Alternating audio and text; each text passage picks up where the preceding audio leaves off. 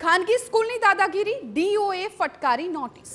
અમદાવાદના સરખેજમાં આવેલી FD સ્કૂલને DOA notice ફટકારી।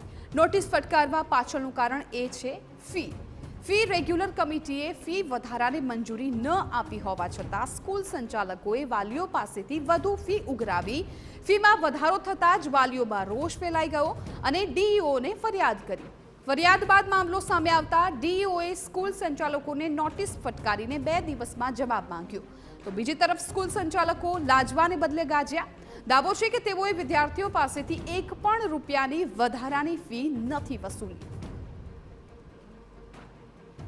અમે અત્યાર સુધી કોઈ પણ વાલી પાસેથી આ ફી લીધી નથી અને જે ફી પ્રપોઝલ અમે મૂકી હતી એમાં ડીઓ સાહેબે એમ કહ્યું કે આ એફઆરસીમાં તમે જે ફી મૂકેલી છે એ પ્રમાણે તમારે ફી લેવાની છે। તો ફક્ત એટલું જ છે કે એમાં નીચે તમે નોંધ લખી દેતા કે ભાઈ એફઆરસીમાંથી મંજૂરી આવશે તો જ અમે ફી લઈશું।